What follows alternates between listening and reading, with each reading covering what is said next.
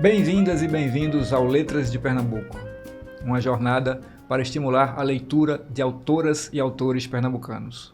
O Letras de Pernambuco é uma iniciativa do Livro News, com o patrocínio da Copergás. Eu sou Fábio Lucas e neste episódio vamos conversar sobre o romance. Com 3 convidados especiais.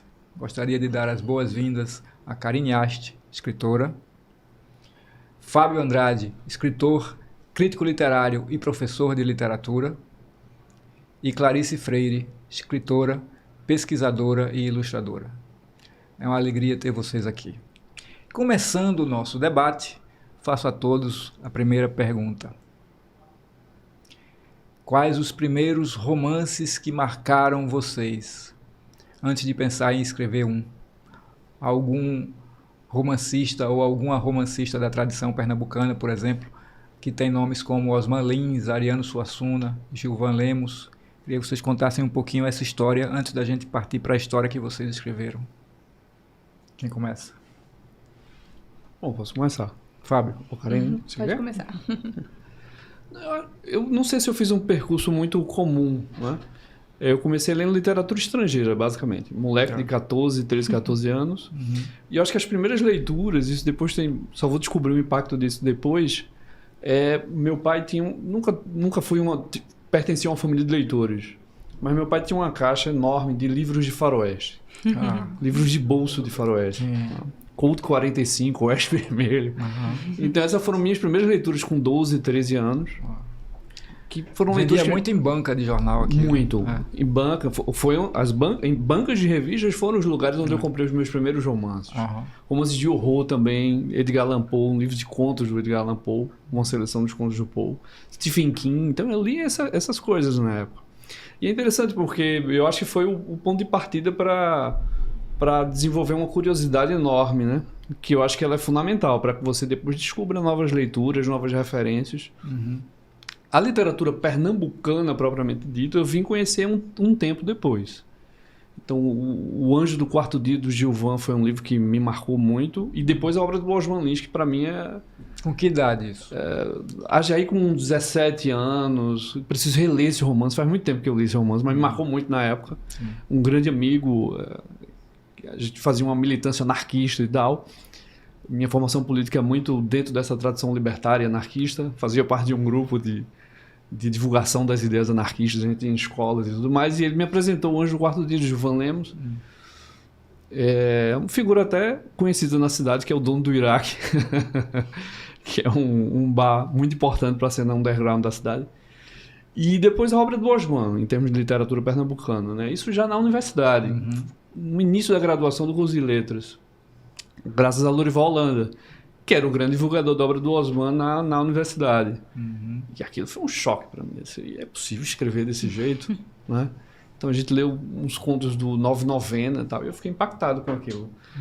O Pássaro Transparente, que é o primeiro conto, assim, foi um negócio que durante anos eu sabia decorar. Eu sou péssimo também para decorar coisas, mas eu sabia de qual o início daquela época. Era um negócio assim que eu dizia... Tá tudo aqui nessa primeira página. E aí é uma obra com a qual eu vou dialogar ao longo da vida como pesquisador e como escritor. O começo foi basicamente esse, assim, referências estrangeiras, mas depois, à medida que eu fui me formando como leitor, fui me apropriando mais da literatura brasileira e da literatura pernambucana. Massa. Depois a gente vai querer saber um pouco como é que essas influências resultaram nesse seu livro aí. Tá certo. Mas vamos para as meninas. Bom, acho que a minha primeira influência foi mais na época da escola com Pedro Bandeira. Ai, sim. A Marca de uma Lágrima e vários outros que a gente leu ali. Na minha época era a 7ª série. A Droga da Obediência. A Droga do Amor, Anjo da Morte. Exatamente. E de literatura pernambucana, eu acho que meu contato foi mais na época do ensino médio por causa da escola. Sim. Vou ser bem sincera, com Graciliano, com João Cabral. E depois, mais velha, que eu posso falar depois, em outro momento, que não é o início, né, da minha carreira de leitora, que aí eu vim conhecer outros autores. Mas, assim, nessas primeiras leituras, Capitães de Areia também acho que é um dos meus preferidos, que eu já li, reli e adoro esse livro. Tive minha época também de romance de época de Jane Austen. Claro. Que fui pegando um atrás do outro. Mas acho que esse início, assim, da vida de leitora foi por aí. Clarice. Que legal ver vocês, porque eu posso fazer dizendo assim, eu repito as palavras de cada um Sim, em coisas distintas, né? Porque realmente Pedro Bandeira foi muito importante para mim, para pegar gosto pela leitura por um autor brasileiro no romance, quando eu era adolescente também. Pedro Bandeira foi muito importante. Inclusive, ele tá aí no Instagram, maravilhoso, eu tô seguindo e a interagir, fiquei super emocionada, porque eu realmente tenho um carinho, né, desse início. Fui da geração que praticamente aprendeu a ler com a Turma da Mônica, então, assim, aprender a ler mesmo, né, as primeiras, a sensação de conseguir ler uma historinha foi com a Turma da Mônica, foi com Maurício de Souza. E aí os estrangeiros também na minha infância foram... Os contos de Grimm foram muito importantes para mim. Foi a primeira vez que eu tive a sensação de ler um livro grosso, sabe? Com poucas ilustrações. Eram poucas ilustrações. E a fantasia sempre permeou com muita força a minha leitura. A fantasia e a filosofia, né? Na 8ª série... Eu li um romance que é uma aula de história da filosofia, que é O Mundo de Sofia, né? Eu li, na 8ª série, eu li 3 vezes aquele calhamaço de coisa, assim, porque eu achava aquilo ali fantástico. Era como se eu estivesse desvendando o mistério da história da humanidade, assim. Eu tinha essa sensação que ali eu estava entendendo tudo, mesmo entendendo pouco, mas até hoje é muito marcante, foi muito marcante para mim entender esses caminhos. E com a literatura pernambucana, eu confesso também que eu fui tendo... Não foi tardio, porque no meu caso, o meu pai em casa, né, ele sempre estava escrevendo livros, né, Wilson Freire, poeta, escritor e tudo mais. E eu lembro que eu tinha contato muito com as poesias dele, a poesia também era o que estava ali me permeando o tempo inteiro. Então, os almoços da minha casa com Miralda Muribeca, eu não tenho como deixar de dizer. Então, ele declamava lá no almoço lá, as coisas que ele estava pensando, as ideias que ele estava tendo, e de repente ele estava ali declamando, e a gente tendo essa oportunidade de estar ali naquela poesia. Que idade você tinha nesses almoços? 20 e poucos, 20 e alguma coisa, né? Isso foi recentemente. Então, Miró frequentava muito, né, o almoço lá de casa, declamando, falando das ideias de livro dele, desabafando. E eu estava tendo esse contato ali, né, vendo. E chegava o livro novo, olha aqui como eu estou fazendo, estou tendo essa ideia aqui, olha aqui como eu estou pensando na capa. Então, a gente estava ali junto dele, vendo tudo aquilo. Tinha, às vezes, que eu via meu pai fazendo música, né, também com Antônio Nóbrega. Então, assim, realmente era um contato muito de perto, até que um pouquinho mais velha, ele escreveu um romance que se chamava As Três Marias, que era um romance todo em cordel, do início ao fim, também, de umas 300 páginas, todo em cordel, que conta a história dessas 3 irmãs do sertão e tudo mais, que virou filme, dos primeiros filmes que Wagner Moura, inclusive, participou. E aí eu li esse livro inteiro, fiquei muito chocada. Hoje em dia, a gente até está começando a ver alguns livros com estrutura, romances com estrutura poética, né? Mas ali eu posso dizer, poxa, com 20 anos de idade, menos 20, 15, eu acho, 16, ele escreveu As Três Marias. Eu já li aquele romance. Depois, meio chocada com o que Cida Pedrosa fez no Solo para Vialejo, né? Assim, né? E assim, meio impressionada assim, com o que ela fez. Eu trouxe aqui, né, a poesia de Luna Vitrolira. E aí, marcante na minha vida, não tem como não falar da poesia de Manuel Bandeira, assim, que aí de fato foi um divisor de águas quando eu comecei a querer decorar a poesia, a querer saber dizer. Depois eu desisti disso, eu sabia que não ia ser uma pessoa que ia decorar nem dizer nada, não sei decorar nada, impossível. Vendo uma família de gente que declama, que faz isso de um jeito lindo, eu desisti, eu disse, não, eu vou escrever, no máximo eu vou ler, mas declamar e decorar não dá. Mas Manuel Bandeira eu gostava tanto né? E descobri também da casa dele, fui visitar aqui a casa dele, esse contato muito forte. E eu vou sempre militar que Clarice Lispector é pernambucana também. Por que não, né? Então, também, desde cedo, os contos de Clarice, principalmente eu tenho um carinho muito especial pelos que ela fala sobre Recife. Né? Quando ela fala sobre o Recife, quando ela conta da infância, da relação dela com as ruas, com aquele sobrado, com as casas, aquilo ali eu já li a exaustão, assim. Então, enfim, é sem fim. Eu tenho esse carinho. Para vocês, vamos para mais uma rodada aqui de pergunta. O que faz com que o romance seja visto como um gênero diferenciado na literatura e no mercado editorial? A gente sabe que tem esse olhar também.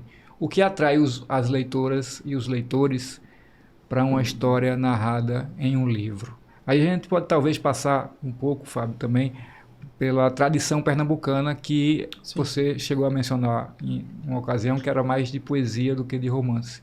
Queria que a gente fosse por aí um pouquinho. É uma ideia pronta um pouco, né? Porque a gente estava conversando um pouco sobre como essas ideias prontas, elas se repetem, a gente muitas vezes não as questiona, não problematiza. Então há uma imagem muito forte de Pernambuco, a terra da poesia, não é? E que de fato é uma tradição poética muito forte, né? Sim. Eu mesmo como professor e pesquisador, eu me debrucei sobre essa poesia do século XIX, do final do século XIX, início do século XX, que, por sua vez, já é o desenvolvimento de uma poética que se desenvolve na metade do século XIX. Uma história para se fazer ainda, eu diria até. Mas a gente tem uma tradição narrativa também muito interessante que é ignorada. Assim. Aí, nesse sentido, acho que a universidade, muitas vezes, fazendo aqui um meia-culpa, falha um pouco no sentido de ter interesse por essa... de pesquisa mesmo, por essa tradição narrativa. Eu estou com um plano de desenvolver um projeto de pesquisa voltado para a tradição do romance em Pernambuco. Massa. A partir não sei se esse ano eu já consigo, eu terminei um pós-doc na Unicamp, estou voltando agora à sala de aula, mas acho que o ano que vem talvez a gente já comece esse projeto. Estou organizando um grupo de leitura que vai funcionar mais ou menos como um clube. E aí a ideia é fazer essa ponte, né? Não só ler a literatura pernambucana contemporânea, que é o que é produzido em Pernambuco e tal, como também tentar mapear essa tradição, né? Que começa no século XIX. Você tem Carneiro Vilela, né? Por exemplo. Né? Não só a Emparedada, né?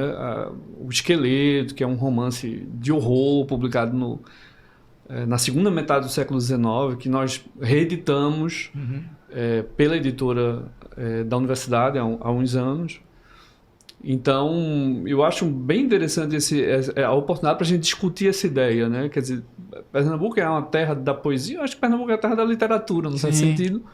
Né? E a poesia tem uma importância muito grande, mas fazendo uma ponte até com o que você nos coloca assim, em relação ao romance, a própria modernidade, ela é um pouco a história da ascensão dessa forma literária, né? Do romance, né? E aí, bom, você tem uma discussão enorme, né? Não só feita no Brasil, fora do Brasil, na língua inglesa, francesa.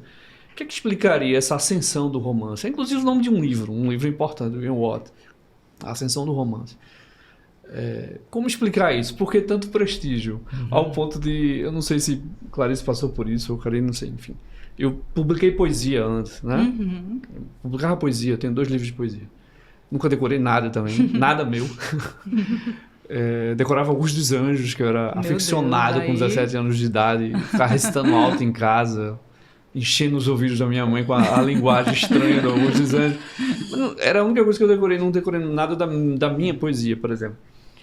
E o interesse pela prosa cresceu muito, né? E foi interessante, porque há às vezes eu sinto uma coisa... Você traiu a literatura agora, deixou a poesia e foi pro romance. Tem essa coisa, como se...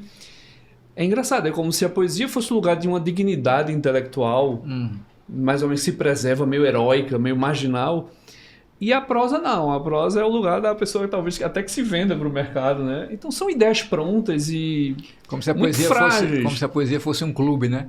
Um clube detentora de um é. valor a priori, né, que a coloca acima da narrativa. Isso é complicado. É esse tipo de ideia pronta que eu acho que a gente precisa mexer com isso. Ou então amigos, por exemplo, que são contistas, e aí a pergunta que eles mais ouvem é: e aí, quando é que você vai escrever Quando é que um vem o romance? romance? Né? Quando é que você vai lembro parar de ensaiar, não é? Quando você vai chegar lá? Exatamente. Eu me lembro do Dalton Trevisan, que eu adoro, dizendo assim, perguntaram ele uma vez, romance, não, na verdade eu vou escrever cada vez menos, do conto pro microconto, depois pro haikai. Então o Dalton fazia essa brincadeira. Clarice também fez essa transição da poesia, né, Clarice? Foi.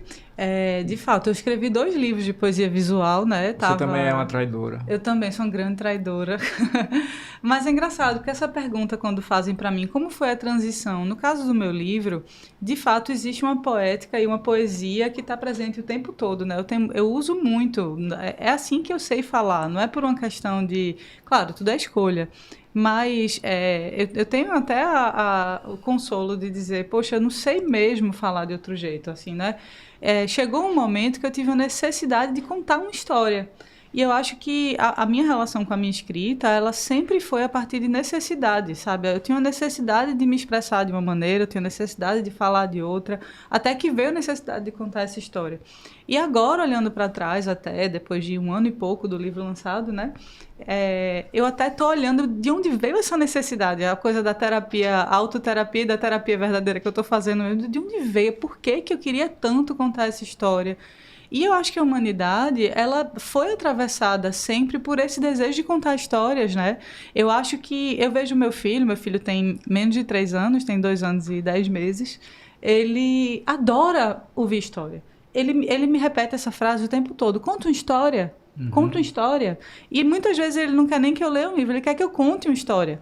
E aí ele começou a gostar da história da minha infância, que eu invento muita coisa, né? Minha cachorrinha que eu tive lá na casa da minha avó no interior, ela fala, ela vai pra escola, ela faz de tudo, né? Então todo dia quando eu quero, assim, conversar sobre um assunto com ele, foi a minha cachorra que fez. Então, ele faz o tempo todo, conta uma história.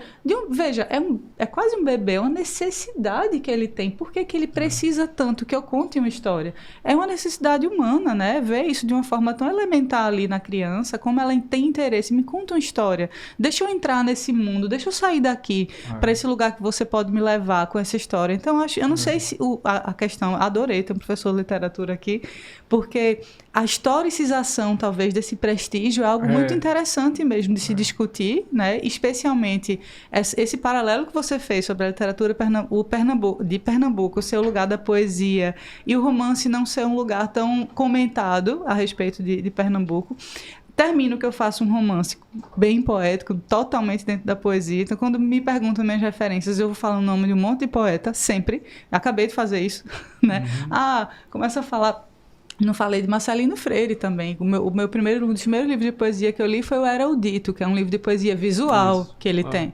Então, veja, né? Acabo batendo aí também. Então, são coisas que de fato estão permeando com tanta força o nosso imaginário, que eu acho que a gente tem no nosso sangue mesmo uma veia poética, mas a veia da contação de história aqui em Pernambuco é absurda, inclusive na tradição da oralidade, né? Então, nós somos bons contadores de histórias. Isso, inclusive, a gente pode passar para o cinema, né? Então, a gente também está com agora Pernambuco, além de ser a terra da poesia, também é a terra do cinema. E agora também a terra do cinema. O novo foco não só brasileiro, mas... Mundial é aqui. Então já estão pensando que Pernambuco tem uma grande Hollywood. Só falta fazer, mas... Isso é tão forte que eu fui lançar o Coisas Distantes em João Pessoa, e aí eu fui muito bem recebido pela editora União e me levaram para a rádio, E o André Canané, que é jornalista lá de uma das rádios, a primeira coisa que ele fez quando me viu, você já assistiu o Agente Secreto? Eu não tinha assistido ainda. Eu disse, não assisti ainda. Como assim? Fui ver. Exatamente. Como assim você não viu? Você é recifense e não viu. Agora tem uma coisa que a Clarice falou muito interessante, que é, você vê, né? Marcelino, como poeta, leva muito do que ele aprende na poesia para prosa também. Total. O tratamento com a linguagem, o tipo de sonoridade que ele desenvolve, né? Você vai ver, tem muito a ver também com a poesia do erudito, Como né? a Clarice Total. também. Acabou você, acontecendo a mesma exatamente. coisa comigo. É isso, eu não consigo ser de outra maneira, né? Por isso que eu digo que eu não fiz uma transição. Nem Eu foi não acho que eu fiz uma nenhuma transição. traição, assim. Nenhuma tão- transição, nenhuma traição. Eu acho que a minha poesia precisou botar uma roupa diferente para poder contar uma história mais longa. Né? É só isso, assim. E de fato foi necessidade, porque no caso do meu livro, que tem a coisa das matriarcas do sertão e tudo mais, que da minha família, eu estou vendo elas silenciando, porque o tempo vai passando. O tempo é o narrador do meu livro. E ele vai conduzindo a morte, né? Vai chegando essas mulheres, essas tias-avós vão morrendo, aquela casa barulhenta vai silenciando, a casa da minha infância está ficando vazia, vazia, vazia. Quem vai falar por elas agora sou eu. Então, eu acho que depois de um ano, eu percebi de onde veio essa necessidade de escrever essa história, que não tinha como vir sem poesia, né? Vir sem poesia. Karine. Bom, eu vou complementar um pouco o que a Clarice falou. Essa questão dessa necessidade de história é engraçado, porque eu vivo isso com o meu filho também, de 7 anos. E eu comentei mais cedo com o Fábio, eu li recentemente para ele Harry Potter. E é engraçado que outro dia ele veio me pedir para eu contar, mas colocando ele na história. E ele queria... E aí ele fica pedindo. Hoje mesmo ele falou, A mãe, Vicente também. conta mais aquela história. Conta mais aquela história do Harry Potter que eu tô junto e tal. Então, assim, é sempre... E é onde... É impressionante, onde quando a gente precisa prender a atenção dele, e da menor também, que tem a idade da Clarice, é exatamente na história. Como a criança se envolve com a contação de história, como aquilo prende, porque existe mesmo esse fascínio, essa necessidade deles, né? E eu fico até um pouco triste, porque muitas pessoas perdem essa janela, né? Esse momento para oferecer outras coisas, como tela, que não tenham essa grandiosidade, essa riqueza que tem, né? Da contação de histórias. E, assim, complementando também a questão do romance, eu fiquei aqui pensando, eu acho que muitas vezes o romance, ele atrai os leitores, porque eu acho que ali, independente da quantidade de página, a gente tem mais espaço e mais tempo. Então, uma coisa que a gente vê muito no romance é a digressão. Então, vou até citar o da Clarice que eu tô lendo. Você vê assim, uma história que tá se passando assim em um dia, mas ela tá sempre resgatando o passado, e ali ela tá... eu acho que é quando você prende mais o leitor, porque o leitor, ele conhece muito aquele personagem, você tem o espaço para contar mais daquele personagem, você fica... E eu acho que é isso que é legal, né? Que o romance, às vezes, ele acaba gerando várias sensações, né? Vai ter aquele personagem que você quer saber cada vez mais dele, porque você tá admirando, você tá, assim, sei lá, encantado, ou às vezes você tá, tipo, não acredito que ele tá fazendo isso, e ele vai piorando, vai piorando, vai piorando. Então, assim, eu acho que o romance, ele tem isso, assim, de ter mais espaço para cativar, mais espaço para você poder usar ali para que o leitor conheça mais, né? Tanto o personagem quanto a história. O bom texto do romance termina prendendo o leitor de uma forma que você não quer que acabe tão cedo o livro, né? Você fica com pirangagem de ler. Acontece isso muito comigo, isso. Porque eu fico ali, aquela coisa de... Quero ler devagarinho para aproveitar bem, e fico triste porque vai acabar o livro. E aí, queria saber de vocês, aproveitando esse gancho, para puxar uma conversa aí que no ano passado foi bem polêmica. O que é que mais prende vocês numa história, num romance? A forma ou a história? Vai, Fábio, de novo. Não sei, eu acho uma falsa questão. Tá, boa. Sabe? Você Concordo. colocar história ou forma, ou... Acho que... enfim, houve essa questão com a Aurora Bernardini. Sim. E que aí foi, assim, Isso. uma polêmica, Enorme. Isso é viralizou. aquela história do que é literatura. Isso, tá exato. bom, Exatamente. entendi. Que ela tá colocou certo. que não era o literatura. Itamar, sim. Itamar, ela deu exemplo do Itamar e de algumas... Isso. Ela deu Helena exemplo... Ferrante Isso. e Ela Itamar. deu exemplo justamente de best-sellers, Foi. Isso. dizendo que aquilo não era literatura. Então aí pegou os leitores, os times, os torcedores ficaram muito inflamados e a discussão foi bem grande. É, né? eu achei... Bom, eu acho uma questão, do meu ponto de vista, e ela é uma professora, uma pesquisadora que tem uma longa carreira, respeitável e tudo mais. Mas é importante perceber o ponto de partida dela. O ponto de partida dela, e ela trabalha com isso, é poética de vanguarda. Então, para mim, como pesquisador de literatura contemporânea e como alguém que se lança na aventura de fazer literatura contemporânea, é muito difícil você pegar o romance de hoje, a obra literária de hoje, e querer aferir o valor dela a partir de princípios que pertencem ao início do século XX. Sim. Então, acho extremamente delicado. Quando eu vi a entrevista, eu disse, bom, eu não li ainda a Annie Ernaux, tenho que confessar, mas li Helena Ferrante, de quem gosto muito, e gosto muito do Itamar também, do Totarado. Acho um grande romance. Eu não gosto das frases prontas. Um romance necessário. Não é um romance necessário. Não necessariamente é um romance necessário, mas é um grande romance. Ponto. E me chamou muita atenção isso, porque eu reconhecia, eu não podia falar nada sobre a Annie Ernaux, inclusive estou com um livro dela para ler em casa, O Acontecimento, mas eu não podia falar nada sobre ela, mas eu tinha lido Helena Ferrante e tinha lido Itamar, e me pareceu tudo muito estranho, porque eu reconhecia nos dois uma vontade de estilo, quer dizer, não estamos falando de um romance, digamos assim, que desconsidere o tratamento com a linguagem, porque isso é um critério do início do século XX. Sim.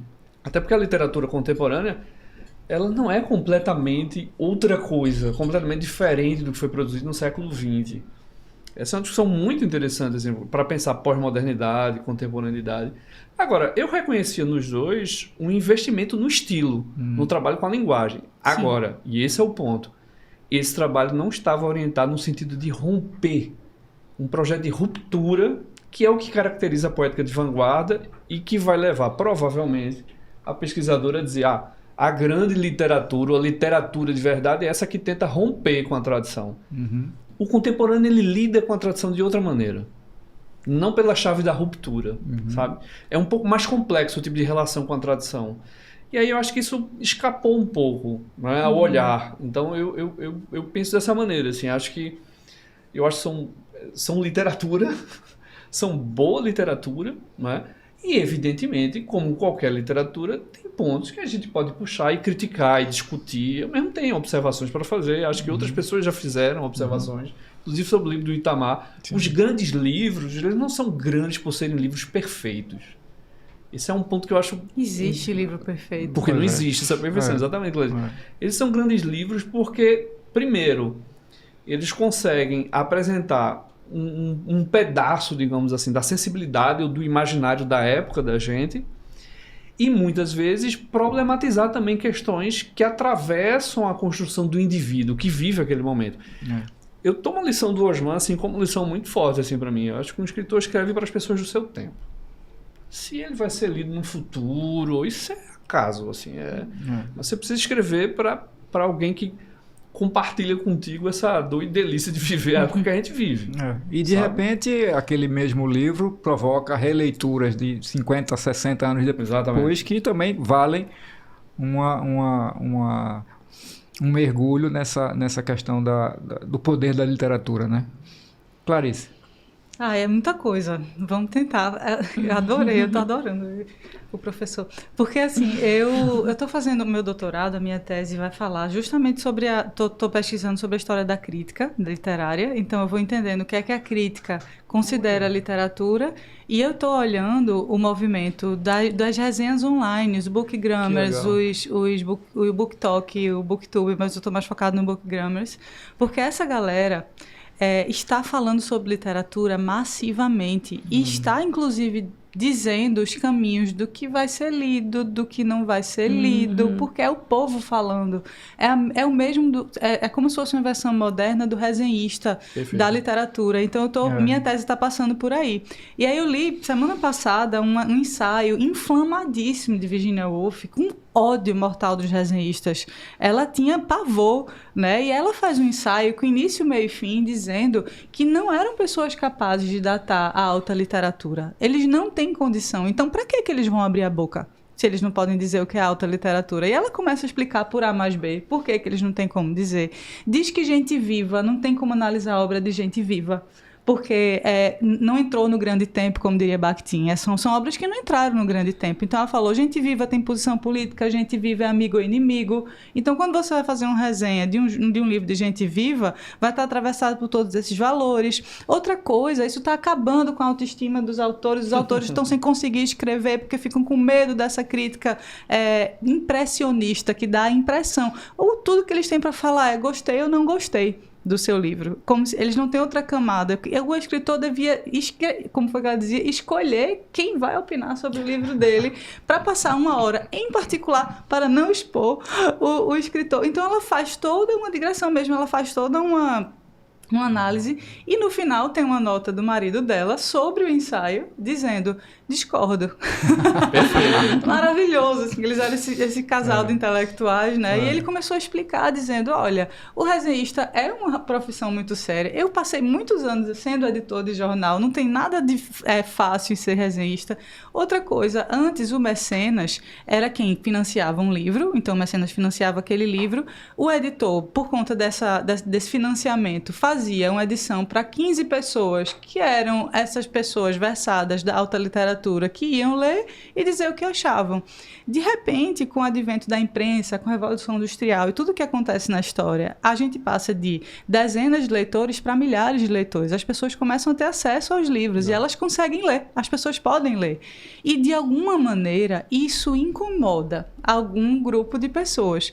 Quando, normalmente, um autor, ainda que excelente, passa a ser muito lido, a impressão que eu tenho é que um grupo de pessoas diz, então não tem como ser bom, né? Não tem como ousar entrar nessa porta dessa alta literatura. E, de fato, uma das coisas que eu tenho pensado na minha pesquisa é toda crítica vai partir de um ponto de vista, como você falou, a vanguarda, né? Então, por exemplo, respeitar as instituições é próprio do contemporâneo. Jacques Derrida fala muito sobre isso. Ele diz, olha, a gente não nega as instituições que dizem o que é literário e o que não é, elas precisam existir, a gente pisa nela, né? Pisar no sentido de estar é o chão, isso, a gente está nesse chão.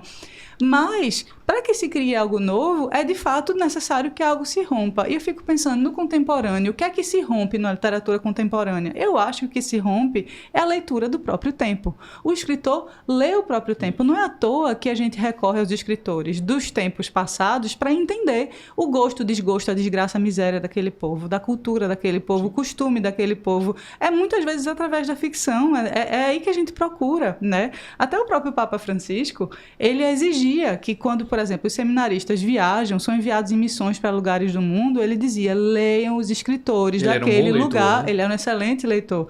Ele dizia, não queiram entrar na história de um povo. E gostava de escrever também. E gostava de escrever. Acabou de sair o livro Viva a Poesia, que é a visão dele sobre a poesia e a literatura, que eu fiz o prefácio, né? Tive a alegria de fazer da versão do Brasil. Por isso que eu estou falando assim, porque eu li o livro todo e ele dizendo, olha, você não pode chegar em missão e não ler os livros que aquele povo produziu, porque é assim que você vai entender, através da arte, da literatura, o que deseja esse povo, do que sente falta esse povo. Quem é que diz isso? É o autor vivo daquele tempo, é o contemporâneo, né? Então, de fato, talvez não tenha como gente viva dizer o que é literário ou não, e daqui a 50 anos, vamos ver o que vão estar dizendo de Helena Ferrante, de Itamar, de Annie Ernaux, mas eu sou muito entusiasta do gosto do leitor. Eu acho que o leitor, ele é um outro autor daquela obra, que se ele se identifica com aquilo que está sendo dito, é porque, de alguma maneira, aquele autor falou bem sobre o tempo que ele está vivendo. Isso é fundamental. E né? tem um desafio aí, remetendo a essa necessidade ou essa cobrança de ruptura que você falou aí, que é o seguinte: quando você lê um livro bom, Normalmente o leitor quer mais daquilo. Ele não quer diferente, não. Então, se a gente tem coisas parecidas com clubes na literatura, a gente também tem clubes de leitores que leem um livro de Clarice e querem que ela faça o mesmo, ou parecido com esse, para ler de novo, para ter aquele mesmo prazer. Mesma coisa o seu, mesma coisa o seu. A gente tem clubes de Murakami, tem clubes de Ferrante, tem clubes de Proust, enfim. A gente tem leitores que se acostumaram com aquilo. E isso termina sendo um desafio também. É uma armadilha também. É uma armadilha. É uma armadilha e é um desafio sair daquilo. Tanto para o leitor, quanto para o escritor. Com não é isso? certeza. Com certeza. Essa, Clarice, pegou essa ideia, né, de o vivo que vem da Virginia Woolf, né, vai definir o que é literatura. Mas é interessante, veja, esse acontecimento, essa polêmica, ela diz muito sobre uma noção muito recente, que é de literatura, que nasce com a era democrática, num certo sentido, e que é sempre um terreno em disputa. Literatura é sempre um terreno em disputa. Então, essas polêmicas, Muito elas boa são essa extremamente frase, adorei. produtivas, sabe? Adorei. Elas são produtivas porque elas recolocam a literatura, primeiro, na pauta do dia, Verdade. e a gente pode fazer com que a polêmica se transforme em outra coisa. Porque a polêmica pela polêmica só, ela não me interessa muito. O meu pós-doutorado foi sobre crítica, sobre o papel da crítica diante da literatura contemporânea. E eu abordo até um pouco a questão dos booktubers e tudo mais. Então, entender essa complexa relação entre confirmação e ruptura, porque a literatura contemporânea faz isso com a tradição. Perfeito. Ela bebe na tradição, rompe com coisas, mas ela não tem a pretensão de silenciar a tradição, ou silenciar o passado, como houve na vanguarda.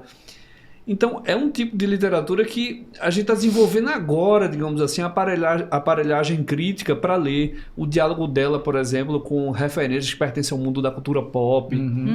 Então, assim, é um desafio enorme ler essa literatura do presente. E as leituras são sempre situadas. É isso que eu acho interessante. Eu concordo muito assim, com o marido da Virginia Woolf, embora ache ela uma escritora extraordinária, mas vou discordar dela porque é exatamente esse sangue, ele, viu? esse sangue da época, sabe assim, de você ter o seu espectro político, não sei o que tal, e ainda assim você dizer alguma coisa que vai me incomodar profundamente. Mas digamos assim, essa dimensão coral, né, do discurso crítico que me interessa. Talvez vários ela pontos tivesse, de vista. Talvez ela tivesse incomodada, né? Exato, é porque o natural. autor fica exposto. O autor fica exposto. Eu fiquei imaginando, eu fui lendo e pensando, imagina ela sabendo do que acontece com a rede social. Já sofreu muito. Porque, de fato, é terrível você escrever sabendo que, hoje em dia, a distribuição, o acesso, todo mundo vai ler, e agora? Né? Que bom e se espera que muita gente leia, no fim das contas. Eu acho que todo autor quer ser lido. E aí, como é que fica essa dicotomia, né? Eu vi que ela estava muito incomodada, né, com essa galera. Ela chama ele de piolhos. Diz assim, são os piolhos. Ela diz que não, ela diz que Dickens chama eles de piolhos, né? Ficam ali, ó, na nossa cabeça, com aquela picadinha insignificante, mas que machuca, que chega uma hora que incomoda. Eu não consigo escrever por causa desses piolhos. Ela fala desse jeito. Então, olha que coisa forte, que incômodo, né? Tá aqui de olho, olhando como se fosse uma vitrine, olhando, e eu me sinto vigiada. O escritor que deveria estar nesse lugar sagrado, isolado, de difícil acesso, né? Certo. Então, se tem um desejo, às vezes, de preservar isso, e eu sou mais do time de querer que a literatura chegue nas pessoas e que as pessoas queiram ouvir essas boas histórias. Eu queria só escutar um pouquinho, Karine, também sobre essa questão e até saber se você é uma leitora mais da forma ou da história. Então, eu ia até falar, já ia começar falando isso. Eu não defino minha leitura por forma ou pela história. Eu vejo o livro, não leio também por moda. Se aquele na verdade, eu tenho uma coisa: se tá na moda, eu não pego, porque eu gosto de fazer minhas escolhas e tal. Então, assim, eu vou ler, posso ver ouvir alguém falando e é o que vai me atrair. Então, eu não tenho essa preferência. Eu não vou escolher o livro pela forma ou pela história, até porque eu acho que o livro ele pode encantar pelos dois. Por exemplo, a Aline Bay. Você vai ler a Aline Bay e... Eu não leio a Aline Bay pela forma híbrida dela, eu leio pela escrita dela, sabe? Então, eu vejo isso, e acho que essa coisa da literatura de ruptura eu acho que é uma exigência que estão fazendo hoje um pouco errada, porque assim, se eu não for escrever uma literatura onde eu vou romper com os parâmetros, vou criar um narrador. Ano passado, quando eu participei da residência com o Carrascosa, a gente chegou a ver vários exemplos de leituras assim, de autores que ele trazia, né, como uma literatura de ruptura que eu achava muito interessante. Assim, muitos livros ele trouxe eu não conhecia, onde a cor vermelha era o narrador. O da Clarice eu acho excepcional, o tempo sendo narrador, mas eu acho que isso não pode ser uma exigência. Então, se eu quero escrever como o meu, sobre um casal que passa por dificuldade de ter filhos, essa história não é válida. E assim, aí muita gente às vezes me questionava, mas por que eu escrevi o meu livro? Que eu acho que esse debate, ele fala muito exatamente dessas duas categorias do Jabuti, né? Do entretenimento, que preza enredo e história, e que preza não, né? Que é o primeiro critério, e do literário, que o primeiro critério é a forma. Mas é engraçado que se a gente for olhar no edital, os dois têm os mesmos critérios, só que inverte. É exatamente isso. O literatura de entretenimento ali, ele tem como primeiro critério o enredo da história, mas ele tem ali, o terceiro é a técnica narrativa. Já o literário, o primeiro é a forma, a técnica, mas ele também tem o enredo. Então, acho que isso é válido ali, na hora que você tá julgando, você é jurado, você vai selecionar a obra, você vai levar isso em consideração, mas o leitor não vai, sabe? E por que o livro que ele não pode ter os dois? Poxa, Crime e Castigo, você não vai se ater naquele livro por causa da história?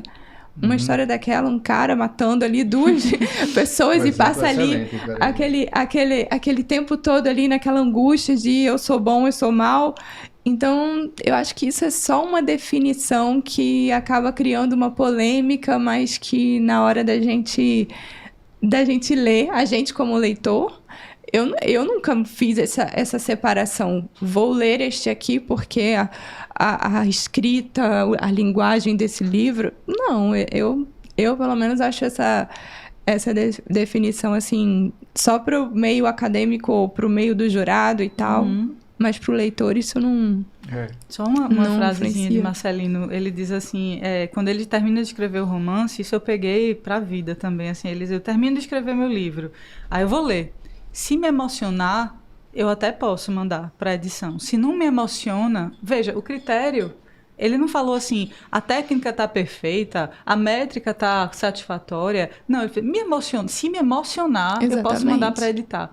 Se não, eu vou guardar na gaveta uns 3 meses. Depois eu pego de novo, eu reescrevo, guardo na gaveta, vou ler de novo. Se me emocionar, aí tudo bem. Então, acho que o leitor, ele quer isso. Ele quer se emocionar com aquela leitura. E não é de um jeito novelesco, não. É de um jeito, no sentido de... Entendeu? É de um jeito, eu quero ler para chorar. Não, aquilo me pega, me toca de algum lugar, né? É por isso que marca. Uma obra marca a gente ou não marca, né? Eu acho que só, talvez, essa frase de Marcelino seja boa, mas a gente poderia avançar ela dizendo que quando outros leitores também se emocionarem, você pode mandar, né? Para não ficar só nele. Não, com de repente, certeza, se ele tiver num dia assim e tal, e aí vai guarda na gaveta aquilo. Com certeza. Mas eu acho que é assim, essa história faz sentido para mim, porque se a gente não se apropria e não tem certeza de que aquela história é a história que a gente quer contar e que a gente está satisfeito com isso, aí sim, por exemplo, que eu diria, pronto, Fábio, agora lê. Né? Mas porque me emocionou primeiro. Vamos ver o que é que vai acontecer com você. Se não tiver me emocionado primeiro, acho que eu não deixava não, tu dá uma olhada. Porque é legal esse exercício de, como escritor, essa ideia do Marcelino, eu acho muito legal. Porque você, como escritor, você faz o exercício de se colocar no lugar do leitor. O trabalho com romance é longo. Sim. Né? É longo, né? Poxa, é chato às vezes. Você vai e refaz e tal. E quando você termina, eu faço isso também. Dou um tempo e vou ler. Deixa eu ver se o negócio tá funcionando mesmo, porque você passou muito tempo agarrado com aquilo. Basicamente, o meu mesmo eu passei 12 anos. Nossa Senhora. Sim, porque não tinha tempo também. Tava fazendo outra coisa, criando um filho também. Por exemplo. Mas é importante esse momento de você, peraí, vou retomar esse negócio, vou ler e vou ver se isso ainda faz sentido para mim. Uhum. Eu vi um depoimento muito legal de um romancista que eu gosto muito, contemporâneo, que é o Rafael Galo. Sim. E ele dizendo assim, olha, eu escrevi um livro e agora inclusive reescreveu o Rebentar, né? E publicou uma nova versão do Rebentar. E ele dizendo assim, precisa fazer sentido para mim quando eu termino o livro, assim. Às vezes você... Isso aqui mudou muito, então às vezes você muda tanto no processo, e se o processo for longo, que você talvez tenha que voltar e reescrever o livro, né? Então eu acho isso absolutamente natural. Esse primeiro teste, assim, de voo, sabe? Então, deixa eu ver se está funcionando para mim. E aí sim, eu posso compartilhar com outros leitores. Essa questão da Karina trouxe, eu acho... Poxa, fabuloso o exemplo, eu acho excepcional, Dostoiévski. E vai discutir essa questão de forma e história em Dostoiévski, porque ele é um exemplo enorme para isso. O Osman dizia uma coisa que eu gosto e eu levei para mim, assim. Ele dizia assim, se um escritor, na conta de brilhar brilhantemente, ficar chato, já não tem sentido. Entende? Aí eu quero ser você quer ser brilhante ou você quer escrever um bom livro? Essa é a coisa. Pode fazer as piruetas técnicas que for e o livro pode não ser interessante. Pode ser chatérrimo. Pode ser chatérrimo. Então, o contemporâneo... Eu acho que no debate da gente, contemporâneo, eu acho que o gosto volta a ser uma categoria importante, que foi muito subestimada. Evidentemente, o escritor não escreve para atender ao gosto do leitor. Não é disso que se trata. Gosto não é isso. Né? É uma coisa um pouco mais complexa. O gosto talvez seja o lugar de encontro de duas subjetividades, a partir de projeções e fantasmas que cada um alimenta. Né? Outra coisa que ela falou que eu acho importantíssima. O romance oferece essa convivência mais longa, né? Com aquele indivíduo feito de papel e tinta. Né? Isso. O conto, às vezes, você tá acabando, né? Então, o romance, ele se acomoda muito bem porque é quase uma companhia, digamos assim, né? A gente se apega. Vamos falar um pouquinho dessa companhia agora em Pernambuco. Pernambuco é a origem de grandes nomes da literatura contemporânea, né? No gênero do romance. Podemos citar aqui alguns, por exemplo, Ronaldo Corrêa de Brito, Raimundo Carreiro, Marcelino Freire, Micheline Verunski e outros que a gente talvez pudesse mencionar aqui por muito tempo e alguns nós vamos até esquecer de mencionar, porque é uma lista boa. Como vocês enxergam esse panorama da literatura pernambucana nesse recorte de romance e, aproveitando, como é que vocês se sentem agora fazendo parte disso? Clarice. Inclusive porque está no sangue. Ai, meu Deus. Veja, realmente, assim, eu estava pensando numa coisa, quando tu falou essa segunda parte, eu até recuei no que eu estava pensando. Porque eu queria dizer assim, a impressão que eu tenho é que é um povo que, por exemplo, só esses exemplos que você citou, eu penso, não tem a palavra que Fábio usou agora, é um povo brilhante. É brilhante, poxa vida, sabe? É brilhante, é de um jeito tão maravilhoso que eu fico pensando, né, que molho é esse que a gente tem aqui? Mas eu comecei eu fiz a oficina de Raimundo Carreiro, né? Participei por muito tempo, fiquei muito tempo indo 2 vezes por semana lá no Instituto Raimundo Carreiro, só para conviver com ele, ficar ouvindo ele falar, ele que leu as primeiras 10 páginas do meu livro, né? Ele que olhou aquilo ali e disse assim, ei, Clarice, você tem uma história, viu, para contar, eu acho que isso aqui é interessante e tal, e eu cheia das minhas inseguranças. E Carreiro, eu ficava vendo, assim, aquela cabeça funcionar, aquela seriedade que ele falava na oficina da literatura. Minhas mães eu não vendo a ninguém. Né? Ele repete sempre, minhas manhãs eu não vendo a ninguém, minha manhã é da literatura, minhas manhãs são da literatura. E aquilo ali, eu escutava aquilo e dizia, que coisa séria para esse homem que é a literatura, né?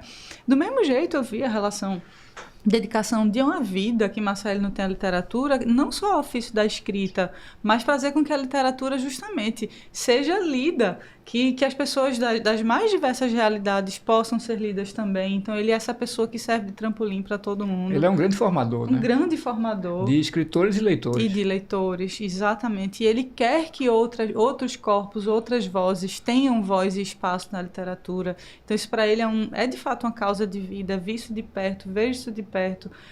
Micheline, a forma como ela tem sido falada e tratada pela crítica, pela premiação, mas também pelos grupos leitores, clubes de leitura leem essa mulher tão bem falada pela crítica, tão bem premiada. Ela tem uma frase, uma história que ela conta de quando ela viajou para algum lugar de fora do país, que estava numa livraria da Europa e que ela viu uma mulher comprando o livro dela, né? Já traduzido e tal.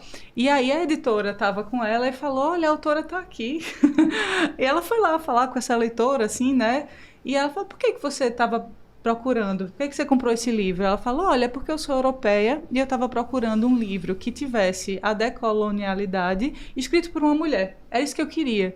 E ela estava dizendo, olha como o leitor hoje, ele está aberto a ser incomodado, porque sem dúvida nenhuma, para essa europeia, deve ser muito incômodo ler o meu livro. Mas era isso que ela estava buscando, né? E ela faz isso com uma poesia e com uma técnica, que é uma coisa tão desesperadora. Eu comecei a ler...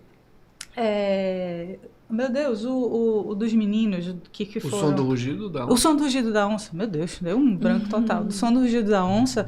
Eu não conseguia dormir à noite, justamente. É envolvente. Tem uma forma muito bem tratada, absurdamente bem tratada, mas você se vê dentro daquele navio com aqueles meninos, e eu não conseguia dormir imaginando aqueles meninos lá, porque, veja, um bom escritor, para mim, é isso. Conta bem história. Senta numa varanda com um pernambucano lá no interior para ouvir as tias e as avós. Eles não vão contar a história de um jeito que você não quer dormir, você não quer parar. Você não vê o tempo ouvir, passar. Você não vê. Você quer saber mais, e conta a história do tio, e conta a história do avô, e inventa coisa, e a coisa... eu tinha um tio mesmo que contava umas histórias de fantasma que você chorava de rir, porque era uma mentira pior do que a outra. Mas que capacidade de fabulação que essa criatura tem, sabe? Então eu acho que, de fato, a gente tem essa tradição oral, a gente tem essa força, que é muito bonito de ver transbordar de estilos mais diversos na literatura, né? E aí, sim, fazer parte disso, humildemente falando, de verdade, assim, para mim, de novo, vem de um lugar que foi inevitável, vivo dizendo, minha relação com a literatura foi inevitável, porque eu tentei de todo jeito evitar, eu dizia, eu não vou entrar nessa casa, né, não vou. Acanhamento, né? Não vou, eu achava que de fato aí eu não ia pisar. Mas a pessoa tem uma necessidade, né? Era a minha forma de me relacionar mesmo com o mundo, com a palavra. E eu fui, sabe? Realmente eu me rendi a ela e tentei ao máximo fazer com que isso tivesse um corpo agradável para mim, sabe? Mas dizer por aí, quando eu posso chegar e dizer sou pernambucana, aí de fato é quase uma credencial disso tudo, né? Porque realmente a gente é bom mesmo. Tem que ter até simplicidade. A humildade tem hoje um limite. Pernambuco é meio que dar carteirada, né? A gente tem que fingir uma humildade ali, mas fica cada dia mais difícil.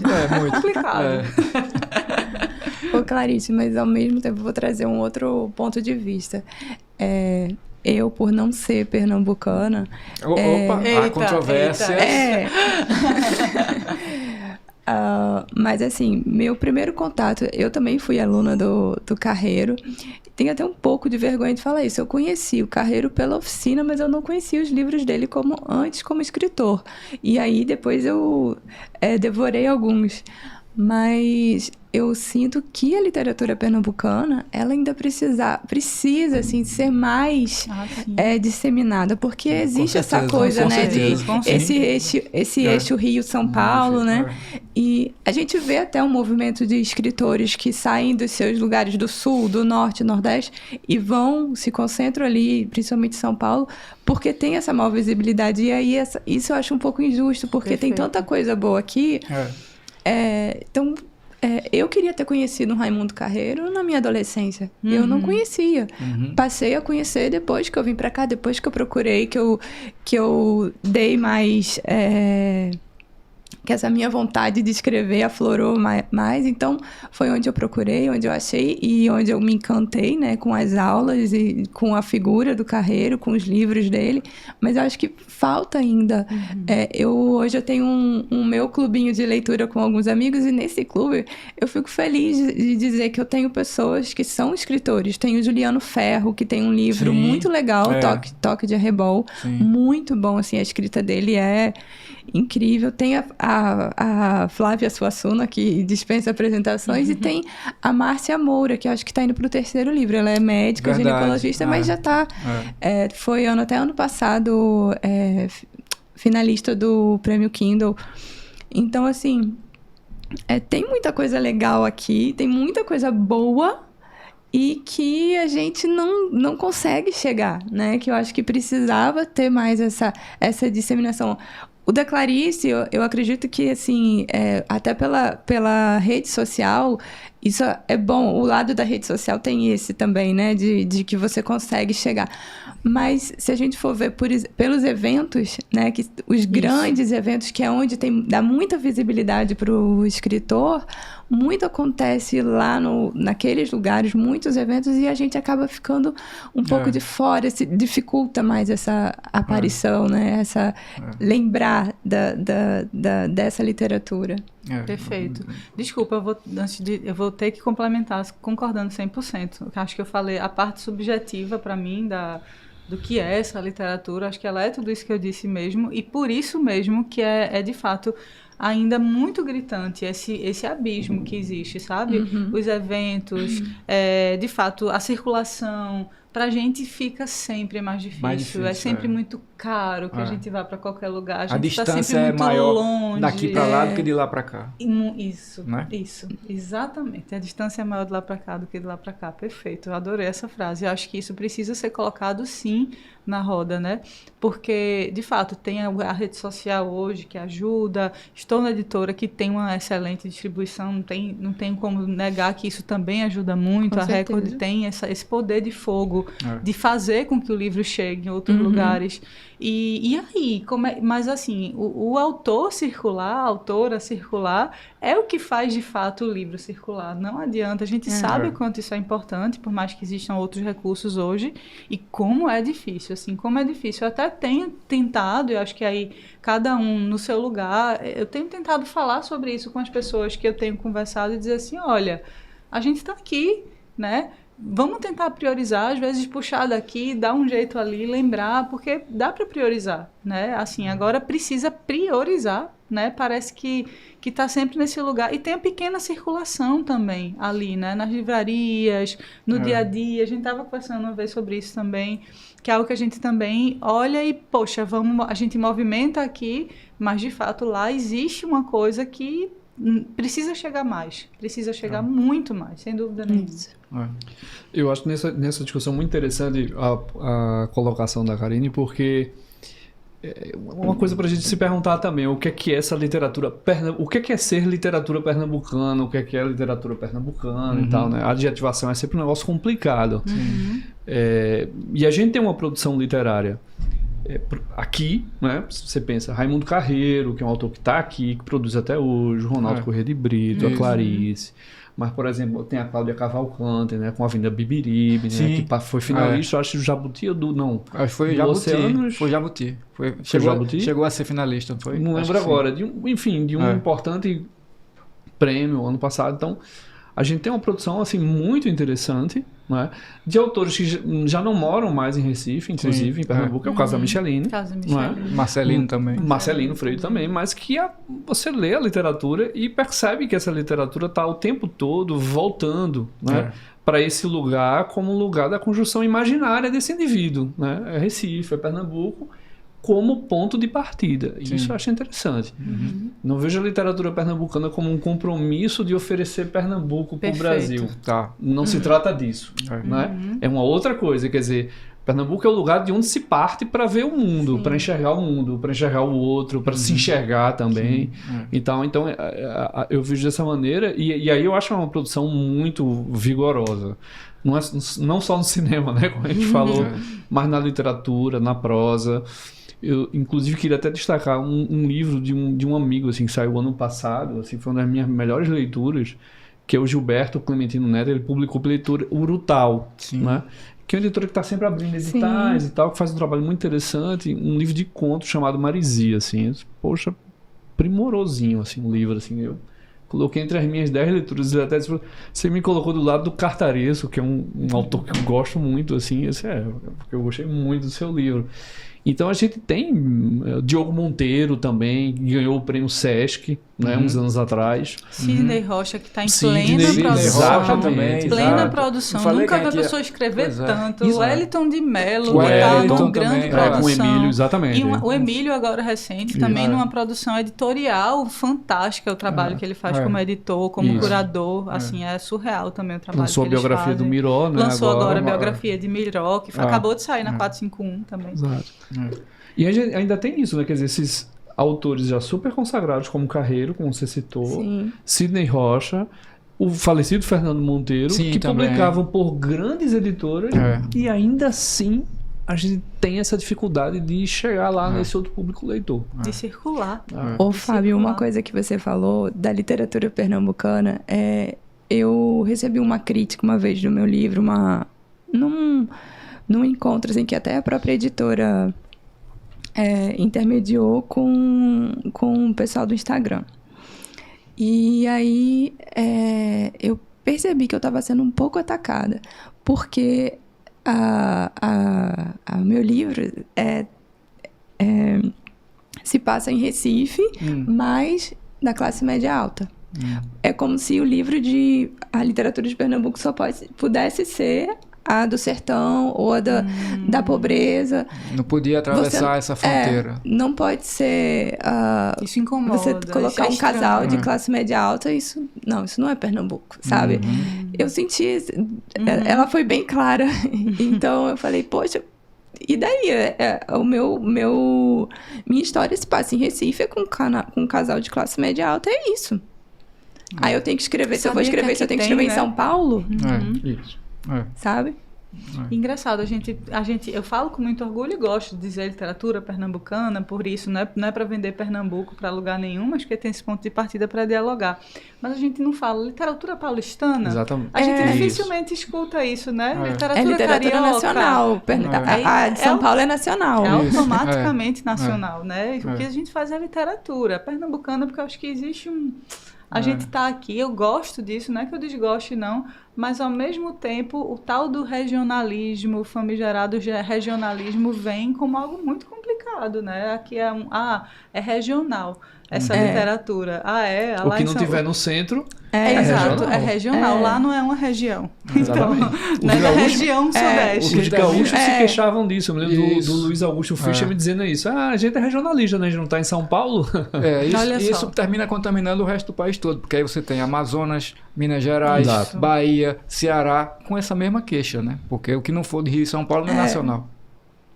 Né? Exatamente. Bom, queria agora a gente partir para uma rodadinha de leitura do livro de vocês. Eu queria que cada um escolhesse um trecho pequeno para a gente mostrar como é que é essa literatura pernambucana feita por vocês também. Quem pode começar? Acho que Karine já está no gatilho ali. Posso começar? Por favor. Para uma terça-feira de janeiro, o dia não fazia sentido. O céu azul de verão do Nordeste não trazia o calor insuportável de todos os anos. Talvez meus sentidos estivessem atenuados ou eu estivesse blindada para qualquer sensação além da expectativa. Conforme o carro percorria a Avenida Boa Viagem, eu observava a areia da praia, cheia de barracas vazias àquela hora da manhã, à espera dos banhistas que, dali a algumas horas, lotariam toda a faixa enquanto o mar recuaria ao longo do dia. Nem a segunda metade do percurso, já no trânsito no centro da cidade, tirou a beleza dos meus olhos. Aquele era o dia em que começávamos uma nova etapa e, ao meu ver, nos aproximávamos daquilo com o que mais sonhávamos nos últimos tempos. Mas agora fala um pouquinho sobre o livro. Como foi que ele surgiu? E aí mostra pra gente aí também a capa melhor, dentro do nosso silêncio. vale sempre registrar que é um livro premiado, vencedor do Jabuti de Romance de Entretenimento em 2024. 23. Pronto, então fala um pouquinho dele. Bom, foi meu primeiro livro, né? E a partir do momento que eu tomei a decisão de escrever, eu fiquei ali pensando um tempo sobre que história eu poderia contar. E tinha sido muito recente na minha vida a minha experiência de tentante. E uma das coisas que se passa com as pessoas, né, que são tentantes, é exatamente não falar sobre isso. E na época eu até fiquei pensando, se eu escrever sobre isso, as pessoas vão saber, porque eu vou acabar, em algum momento eu vou ter que acabar falando que... E com o tempo eu vi o quanto era necessário, o quanto eu precisava falar sobre isso, porque até foi um processo para mim. Eu saí de um ponto exatamente de silêncio total, de não falar sobre isso, exceto assim, com meu marido, com alguém muito próximo, para passar para um ponto de abrir isso para o resto da família e então para todos, né? E então eu senti que era uma necessidade falar sobre esse processo e mostrar, contar essa história de angústia, de ansiedade que é para um casal quando você quer ter um filho e você não depende de você, né? Depende do universo, depende de várias questões fisiológicas e que muitas vezes não contribuem, né? Você não chega ao seu tempo. Então, eu queria trazer muito isso, trazer queria trazer o processo. Por isso que o meu livro, quando eu escrevi, eu escolhi escrever nessa narrativa presente-passado, porque eu não queria contar uma história assim, é um casal que casou, que resolveu ter filhos, e aí passou pelo processo e lá no final ele conseguiu. Ele não conseguiu. Eu não queria que fosse sobre isso. Eu queria escrever e que o leitor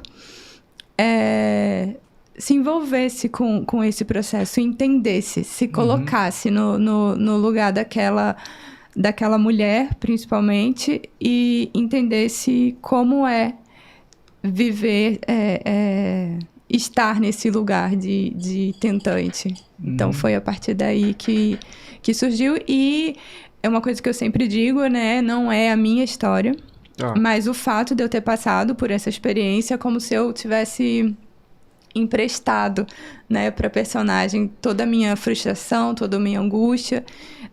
E aí eu coloquei aqui, mas... A história não tem nada a ver comigo. Massa. Agora, a gente não podia também perder a oportunidade de lhe perguntar outra coisa a respeito do Jabuti, que, com todas as controvérsias, com todos os problemas que o prêmio, que já tem uma certa tradição no Brasil, é o mais tradicional prêmio literário do país, se esse prêmio te deixa ainda, já faz algum tempo, que ecos, que ressonâncias esse prêmio ainda te traz? Bom, eu acho que o que ele trouxe, que ele traz atualmente para mim, e é uma coisa que eu venho lidando, é uma certa pressão de mim mesma, né? Por ter ganhado o prêmio. Eu acho que foi uma coisa até que no último ano... me atrapalhou um pouco na escrita, porque essa pressão, eu muitas vezes escrevia e achava horrível e pensava... E na minha cabeça eu só imaginava assim, eu vou publicar esse outro livro e as pessoas vão dizer, como essa menina ganhou um jabuti e tá escrevendo essa porcaria? Então, assim, é uma coisa que eu tô lidando e que agora eu tô numa fase diferente, assim, aquela euforia, claro, existiu, passou, e agora eu tô assim, tô focada no meu segundo livro. Vivi o momento do Jabuti, agora é meu segundo livro, e ali tô me dedicando para escrever um bom livro. E aí é como o Fábio falou, né, eu sou muito dessa, assim, de me dedicar, de dar tempo. Não tenho pressa, né? Hoje eu tenho uma programação, tenho um certo prazo que eu tô colocando para mim, mas muito mais, assim, para eu ter um norte do que uma questão de, preciso entregar logo e publicar e já me inscrever em prêmio. Não tem nada disso. Eu quero escrever com calma e tô focada na escrita. Não tô focada no que foi antes e nem do que poderá vir no futuro. Tá concentrada dentro do seu silêncio agora. Isso. Fábio. Antes de ler, fala um pouquinho do livro. Bom, é o meu primeiro romance, Coisas Distantes. E aí foi engraçado, porque eu publicava poesia e tal, mas foi um reencontro com a prosa, porque eu sempre tive projetos assim, de ficção e tal, mas ficavam sempre na gaveta e tal. Não tinha tempo, não é? Enfim. E aí eu comecei e nada me convencia muito. E aí em 2012 eu comecei a esboçar as primeiras ideias a respeito do Coisas Distantes, né? O que é o livro? Né? O livro conta a história de um jornalista que passa por um luto, né? Ele perde a namorada e companheira Duda, Eduarda, para a Covid-19. Isso foi na última versão do livro, porque eu tive Covid, né? Tive uma série de complicações, tive um AVC, uma embolia pulmonar e tal.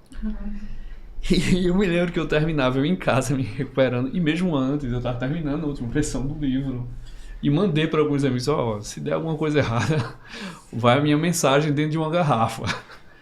Mas aí fiz 6 meses de fisioterapia pulmonar, não sei o que e tal. Ok. Então assim, a Eduarda, coitada, morreu de várias maneiras. Até que na última versão eu emprestei um pouco dessa experiência, né, justamente minha, pra trama, pra história deles, e aí ela passa a morrer de Covid. E aí ele não consegue lidar com isso. Eles tinham um apartamento pronto, eles iam morar juntos e ela falece. E aí um editor, ele é um recifense radicado em São Paulo, e um grande amigo dele, e que é o chefe editor dele, o Eugênio Villaforte, tinha uma revista chamada Etc., com uma proposta de jornalismo imersivo, como ele chama. Ele disse, não, você vai ter que sair daqui, de São Paulo. Você vai fazer uma matéria sobre uma ilha. Essa ilha não é nomeada no romance, né? Mas é a Ilha de Trindade, só que é a minha Trindade.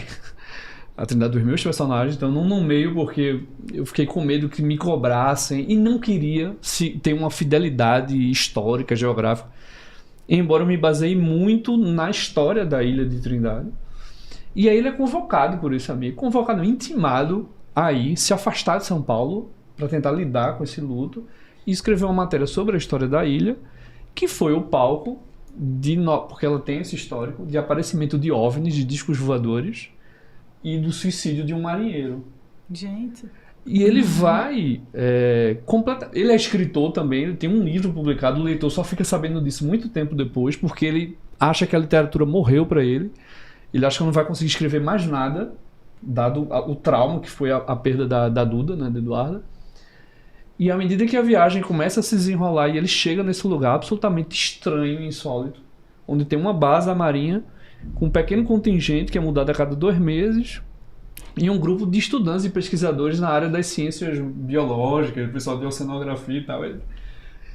E, inclusive, ele começa a se aproximar de um estudante de psicologia que vai estudar o isolamento, né? Então, assim, ele vê eles dois como 2 figuras completamente diferentes de todo mundo que está ali. E aí o romance fala um pouco disso, do impacto desse contato com esse lugar estranhíssimo, insólito, na sensibilidade de alguém profundamente ferido, né? E ele começa a imaginação dele, ele diz, começa a reagir a isso, né? O livro é dividido em 3 partes. A maior parte do livro, que é a primeira parte, se chama Caderno. É uma espécie de diário que ele começa a escrever no início da viagem. E tem 2 outras partes depois, para não dar spoiler, que a segunda, há uma mudança de foco narrativo, inclusive tem um fluxo de consciência, né, por causa de uma experiência específica. Há uma viagem lisérgica dentro da viagem. Na verdade, eu brinco e digo assim, há a minha viagem da poesia para a prosa, há a viagem desse personagem, há várias viagens dentro dessa viagem. Há uma viagem interior também, dentro desse processo de viajar. Né? Há uma viagem no tempo, porque à medida que ele mergulha nesse futuro desconhecido, ele começa a rememorar a vida dele no Recife. Toda uma cena da juventude, dos amigos, né, do universo do rock que se desenvolvia em Pernambuco nos anos 90, que é como se ele fizesse essa viagem, o pai, as lembranças do pai, sabe? Ele vai resgatando. Tá vendo o lugar de onde a gente parte aí, ó? O lugar de onde a gente parte, exatamente. E aí tem essas outras duas partes, em que a segunda tem uma mudança de foco narrativo, e a terceira é uma espécie de mistura de documentos, uma entrevista, uma carta, tal, porque o livro exigiu de mim que a gente acompanhasse o personagem dessa maneira. Eu tô falando para não dar spoiler. Massa. Lê um parágrafozinho pra gente, por Vou ler favor. um trechinho. Vou ler um trecho desse contato, um dos primeiros contatos dele com esse lugar, né? Sinto como se algo estranho se apoderasse de nossa caminhada. Conversamos quase nada, a maior parte em silêncio. De alguma forma, presinto que a introversão do grupo não se dá apenas para poupar energia. A ilha impõe sua presença. O som do mar contra seus paredões e rochedos, quebrando nas praias e compondo um ritmo lento e compassado, estabelece uma cadência em que se encontram os pensamentos e a velocidade com que o sangue corre dentro de nosso corpo. Uma pulsação, o centro de um universo completamente novo para mim, onde tudo adquire um sentido diferente. Dores, desejos, mortes são como essas ondas que vão e vêm no ritmo que desconhece início ou fim. Mas tudo em volta, o vento, as aves, a vegetação, os insetos, parece estar em consonância com essa pulsação silenciosa e grave, uma espécie de cantochão para o qual subitamente os nossos ouvidos se abrem. Uma linguagem composta pelo ciclo de vida dos animais, pelo balanço das samambaias pré-históricas e pela explosão das ondas contra os paredões rochosos. Escuto pela primeira vez e com nitidez a voz da ilha. Como aprender essa língua? Como traduzi-la com a tosca lasca de pedra que é a palavra? A maior parte das coisas que valeria a pena exprimir mal chega à superfície. Caminhamos, ainda em silêncio. Lá no alto desfilam os atobais em movimentos graciosos e expansivos. Caminhamos. Ruminamos o azul que de tão intenso fere, um azul que só existe aqui. Fico me perguntando se esse silêncio que pressiona levemente nossos ouvidos não é o que se escuta nas mais vastas profundidades. Massa, muito bom. Silêncio de novo, tá vendo? O silêncio aparece muito nos livros, né, nas histórias. É verdade. Tem até silêncio que conta a história do tempo, Clarice. Como foi que o tempo apareceu aí para ele falar? A voz do tempo sussurrou no meu ouvido. Foi. Então, esse livro, eu escrevi ele levei 6 anos, mais ou menos, né, para escrever também. Foi um processo longo. Veio primeiro a ideia das 2 irmãs idosas que acordavam um dia com os corpos rejuvenescidos em um apartamento cheio de quinquilharia no Recife. Era essa a premissa. Porque a minha avó e a minha tia-avó, sempre depois do almoço, deitavam na cama de casal para fofocar, né, cochichar e falar mal da família inteira. Eu via aquela cena desde criança e eu achava uma cena incrível, de uma cumplicidade fraterna muito forte. Aquelas 2 senhoras deitadas numa cama de casal.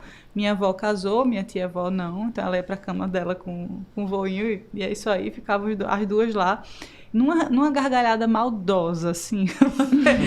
Eu observava de longe, elas olhavam. Então tinha uma maldade muito, muito boa ali entre elas. E aquela cena...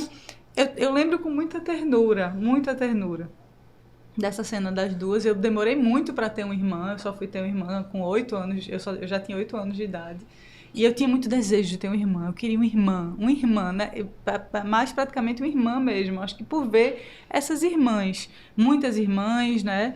Essas tias-avós, assim, que se metiam muito na vida uma da outra, que cuidavam muito uma da outra, as tias que não tinham casado, que se juntavam, moravam juntas, cuidando uma da outra, minha avó que saía de casa em casa, cuidava da ferida de uma, cuidava da comida da outra, cuidava... Então, isso tudo no interior, né? Minha família, parte de mãe é do Agreste, Gravatá, e de pai é do Sertão, né? Lá de Sertânia, Arco Verde e tudo mais. Então, também tem a família do Sertão, minha avó, né? Dona Dora, mãe do meu pai, quando as histórias desses meus tios que fabulavam e tudo mais, mas essas mulheres mesmo, assim, que eram as mulheres que eu mais vi amar, um amor muito intenso, aprendi com elas o que é um amor absoluto pelos filhos, pelos netos, matam e morrem literalmente, ao mesmo tempo que é um amor muito dominador, às vezes, é um amor muito invasivo, porque não tem limite, não tem nenhum tipo de camada de respeito, às vezes é uma coisa assim, tudo é meu, sabe? E todas as opressões também que essas mulheres viveram, que à medida que eu fui crescendo, eu comecei a perguntar, a senhora não quis não estudar? Né? A senhora não queria não fazer outra coisa? Eu queria, né, minha filha, mas aí eu não podia, casei, tive meus filhos, tive não sei o que lá, e aí a senhora queria ter feito o quê? Eu queria ter feito tal coisa. Então eu comecei a perceber muito cedo, né, à medida que eu fui crescendo, que existia uma estrutura social, que existia toda uma cadeia, né, que obrigava muitas vezes aquelas mulheres a terem um determinado estilo de vida, e tinha as maneiras que elas encontravam de sobreviver, de subverter isso. E elas fazem, claramente, com os maridos, com os filhos, com os netos, para que elas possam também mandar e dominar. Então eu via isso com muita força nessas dinâmicas familiares, e está muito imbricado na personalidade de Augusta e de Lia, né? Augusta é a mais velha, que é muito dominadora, muito controladora, fez tudo segundo mandava, né? Ela casou, ela teve o filho dela, o marido já morreu, o filho está distante, e aí ela se vê no fim da vida ali, cuidando da irmã no apartamento. A irmã estudou, né? Fez o magistério, que era uma coisa assim possível na época, fez o magistério, já conseguiu escapar de algumas estruturas, ela tinha um espírito mais livre, viajou, conheceu alguma coisa do mundo, ia e voltava, ela já teve uma vida um pouco a mais nova, só que por questões de saúde está numa cadeira de rodas, dependendo completamente da irmã mais velha, que domina e que agora, que passou a vida toda no cuidado, essas mulheres também são muito dedicadas ao cuidado, estava no cuidado com a irmã. Né? Então, a irmã, ela é o centro da vida dela naquele momento. E aí é isso, um dia elas acordam e estão com os corpos completamente rejuvenescidos. Augusta fica desesperada, com medo da loucura, né? E Lia, ela... Será que eu posso andar? A primeira coisa que ela vê, e ela vê que ela pode, né? Viver alguma coisa de uma maneira diferente daquela cama que ela tinha se resignado também. Né? Ela não... Aquele espírito tinha se perdido naquela cama. E aí, justamente, não me emocionava. Quem contava a história era Augusta. Durante todo o período que eu escrevi o livro, e aquilo não me emocionava. Né? Tinha alguma coisa... Eu fui ler A Máquina de Fazer Espanhol, de Valter Ugumãe, que é fantástico, assim, como ele consegue construir a linguagem do personagem idoso no asilo e tudo. Mas eu não tava gostando, aquilo não me tocava. E aí eu fui fazer a oficina de Assis Brasil, e ele fez aquela pergunta, né? Qual é a única história que só você pode contar? Foi quando eu retomei esse livro, porque eu já tinha desistido dele, já que não estava me emocionando, eu tinha desistido. Tive pesadelo de noite, sonhei com essas irmãs, eu vou ter que contar essa história. E cheguei para Assis Brasil e lembrei de um conto que durante esse período, todos esses anos, eu fiquei escrevendo pequenos contos. O tempo todo eu contava pequenas histórias, que era o tempo falando sobre uma mulher, ao invés de ser a mulher falando sobre o tempo. Eu lembro que aquele conto tinha me emocionado, eu tinha gostado. E depois dessa noite de pesadelo, foi isso. Eu disse, o narrador pode ser o tempo, né? Acho que foi a chave que estava faltando para que a história fizesse sentido. Ele me deu o fluxo de consciência que eu precisava. Era muito difícil depois pensar no corpo que ele ia ter, porque como é que eu vou criar essa... Eu não queria um velho barbudo sábio, eu queria que ele se envolvesse, eu queria que ele se assustasse. Eu vi que a linguagem era muito importante, ele tinha que... ele não podia dizer, faz tempo que... Há muito tempo que eu... Então, ele não podia usar algumas expressões. Isso foi surgindo com a escrita, né? Eu fui percebendo que ele tinha um jeito muito próprio de falar. As horas passam, ele não cabe nas horas. Como é que ele lê o tempo passando, se ele é o tempo? Então, ele presta atenção nas cores, no sol, nas pessoas. Ele não é onisciente, mas ele conhece bem as pessoas. Ele deduz as coisas com muita experiência. Ele é muito sarcástico, ao mesmo tempo que ele é muito solitário. Ele tem muita raiva. Então, tem muita coisa. Ninguém quer o tempo por perto, né? Só para curar a dor da perda. E aí, a gente diz, o tempo vai curar. E aí é isso. Ele se apresenta nessas páginas escuras que o livro começa. Então, é uma pequena introdução para apresentar esse narrador, já que ele é muito particular, e depois é que a história começa. E eu vou ler um trechinho dele se apresentando, né? Acho que é sempre o que eu gosto de ler, porque eu gosto quando ele fala dele. Então, no comecinho do livro ainda, ele diz: comigo o mundo acaba se despindo, não adianta. Quando passo, tudo se mostra. Especialmente a verdade, e ela é diretíssima, muito mais do que eu, que tenho apreço pelos giros. Por isso não preciso me perder divagando poemas ruins a esmo sobre qualquer coisa. Eu sou o tempo e passo depressa. Eu sou o tempo e me arrasto demorado. A rapidez dos meus passos sempre depende do ponto de vista. O que você pensa que sou, eu ultrapasso. Sou uma mulher em suspensão, esperando a filha da filha dela na hora do parto. Sou a expectativa muda, pairando ali. Quando me dá gana, sou uma senhora desbocada, autorizada a dizer o que bem entendo por causa da idade, especialmente sobre coisas de que não faço ideia, ainda que tenha avançado tanto pelos anos. Eu sou um cachorro magro, lambendo um resto de domingo no chão. Ou passarinho sem corpo, só o canto que chama a chuva. Eu sou o vento no dedilhado das últimas notas de um final de tarde, quando tudo soa saudade e é quente, ventilando um calor dos mais mornos, bom de cheirar. Eu sou feito de pão. Sou uma tempestade repentina, venho de assalto pela janela, levo a luz da casa comigo. Eu sou um menino jogando peão no meio da rua, tentando segurar a mim mesmo com as próprias mãos, rodopiando, rodopiando, caindo. Eu sou esse menino quando entende que já é homem. Eu sou você agora.